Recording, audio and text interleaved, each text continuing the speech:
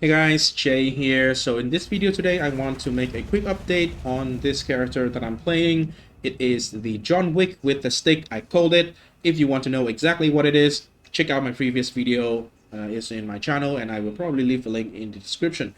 But anyway, long story short, this is a mercenary. It looks like John Wick. So yeah, I am using a stick. Literally, this is a unique staff that require level 1. So in PoE term, it's pretty much just like a stick, right? And I am using it until the end game. So far, extremely good. Anyway, there are two changes compared to the previous iteration of the build that I shared with you guys in Mobalytic and in the previous video. First one, you might notice this is no longer runes anymore. This is actually 3 soul core of Tobotante. Each of these give me 15% elemental resistances, penetration. So as I'm dealing hybrid, cold, and lightning damage, because the flat, you can only get one roll of flat on one item. So I try to get like multiple sources of penetration. So with this one, 45%. And if you take these 4 notes, 1, 2, 3, 4, long story short, these all give 29% penetration to cold and lightning, both for this node combined. So 29 plus 45, that is 74% penetration. By default, a monster should have the same amount of maximum resistances as our character normally have, which is 75%. So, well, basically 74% pen is already removing all of the monster's resistances, except for if the monster is actually at the cap 75%. Then they will have actual 1% mitigation for elemental damage dealt by this character. So, hey, it's very self-explanatory. So, for leveling, obviously, this is not going to help because for leveling, especially early on, first of all, monster do not have a lot of resistances early on, and second of all, flat is strong, really strong early on as you do not have a lot of sources of it.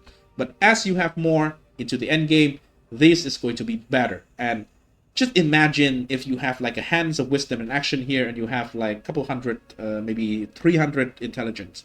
You have a ton of flat damage and you don't need just a tiny bit of flat damage from the staff anymore. So yeah, I rest my case. Anyway, other than that, the build is the same. I still have everything that I used to have. This I corrupted and it gave me a useless stat. I'm not sure if anyone is going to need this for anything. The minion skill, I'm not sure it's going to be, if it's going to be good for any build in this helmet, but it is what it is. It's useless for me though. The body armor is still this one. The amulet is this one. Ring, this is, to be honest, it has life, but it's kind of dog shit. Not a lot of resistances, not that high flat cold, and do not have flat lightning. So this ring is even worse. Just cold, even less than this one. Strength is okay, and some resistances. So overall, the gear is okay-ish. It's not like very impressive. This, for example, is absolute dog shit with the very high mana roll. Actually, I think this is like close to the highest tier mana roll on the belt, and I am blood magic, so it's completely useless anyway. Boots still this one, and yeah, the glove is this one. It does give me a bunch of attack speed along with the 2 flat damage and then strength. Sadly, mana roll is useless and dexterity roll is very low. So yeah, let me actually, I just remember I can do something here. I just remember that I can do something here. So let me just quickly grab these. 20% here. So yeah, I will just try to up my armor a little bit. So right now my armor is at 2.3k, almost not too shabby, not too bad. So I am going to have more armor. I just took like 3 armor nodes only, so yeah, and I will need to upgrade my gear for a little bit more resistances. I am relatively okay right now. With the playstyle of the next change, it's not going to be as bad because boy oh boy, this skill is good. This skill feels so good. Storm Wave. So normally, if you use Storm Wave, you have this. A single line of damage. But if you linked it to upheaval, apparently it creates 3. So yeah, it's just very big AoE, reach very far away. I believe the length is like 8 meters. I even have like 20% quality on this one because quality increased the width, which is basically the fatness of each line, or you can also call it like increased AoE pretty much. So yeah, it clears really well actually. It just clears really well. This layout is horrible for Breach. This layout is absolute horrible for Bleach. Like really bad. As you can see, playstyle becomes, yeah, this is not even a good map to do this because there's the pillars that is blocking the fissure. But so far so smooth because we kind of like have, actually we are range character right now. We no longer pure melee, we don't need to get close. So yeah, it's just extra safe. And the AoE is very nice, so wow. I can get close and actually do more damage, by the way. I just tested and found out that when you get close to a target, actually 3 fissure from 1 attack can all hit the target. Huh? Okay, this is very slow.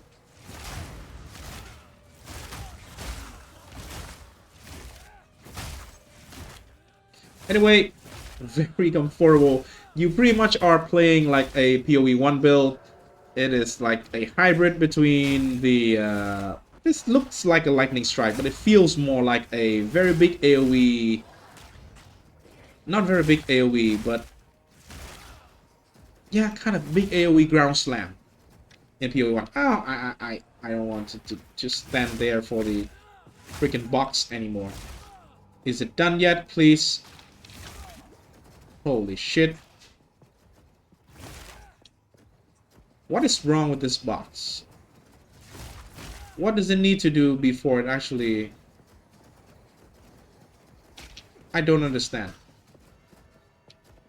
Is it a monster on the other side, maybe? No, it actually is not. I don't understand. Let's just go ahead and move on.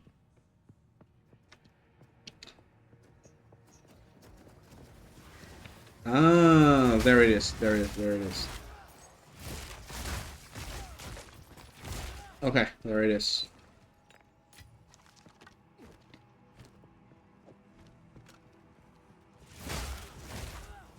So yeah, that's the 2 changes that I've made for this build. I think it actually is just straight better. And the more you get into the late game, these 2 changes are going to save your ass more and more, I do believe, because it gives you range, which is extra safety, and the other one gives you just extra damage, effective damage. So if you actually use the other staff with the flat damage, your tooltip in the game will show you a bigger number. But the actual damage that you're going to deal to, especially the high HP target, is not going to be as good as, say, a lot of penetration. Because enemies has a lot of resistances, which just mitigate a lot of the damage. So penetrate is going to be very strong, especially later on. So I do believe I made the correct choice here. Just switching entirely to... okay. Sadly, there is not really a boss encounter that I can like easily get to show you guys a little bit of the utility setup as well. Because I changed the weapon to penetration. So I don't need to use any method of like reducing enemy resistances. Because I already penetrate all of them. Already ignore it. So yeah, I don't need to penetrate.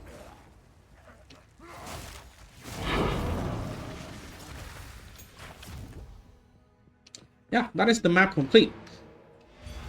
Anyway, let me show you the change in support gem a little bit, because we don't care about resistances from the enemy anymore, right? So I don't need the curse to reduce enemy frost resistance, so I can use temporal chain. What temp chain do? Temp change will allow your freeze to be longer, will slow down the enemy, so it's just very, very good curse.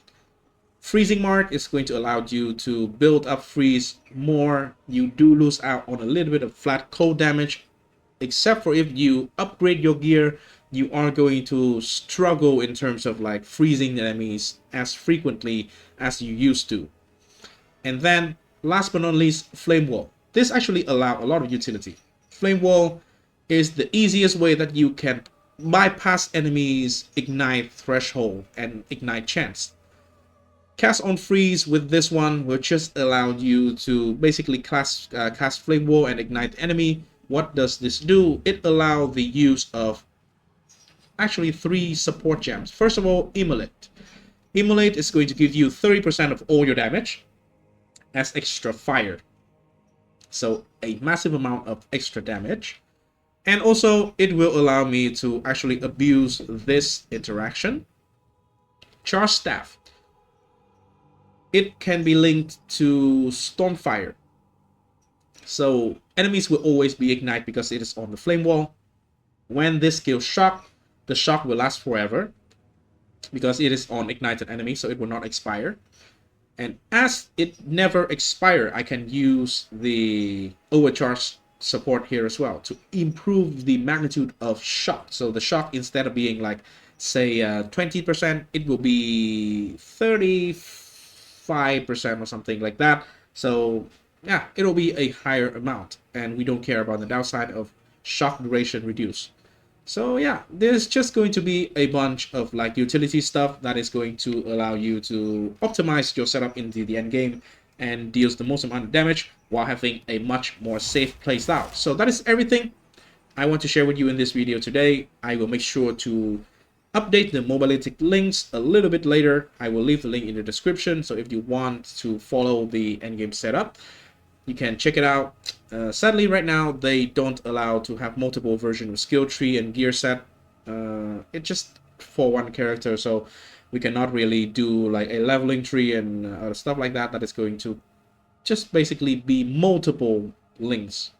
You need to redo all the time. So yeah, I'm sorry, I cannot afford to do that. I want to spend a lot of time playing the game. And also, I am going to be back to work from Monday next week, which is tomorrow, so I will not have enough time, not have a lot of time as much as I have this week to play the game, and so maybe the content will be a little bit slower. But anyway, if you have any question on this build in particular, you can always ask me on Discord. I will make sure to check it and answer as soon as I can whenever I have access to some free time and my phone. So thanks for watching. Please do leave a like and subscribe to the channel. It does help me greatly to try and grow the channel. If it becomes bigger, who knows what will happen. Again, thanks, and like, subscribe. I'll see you in the next one. Peace.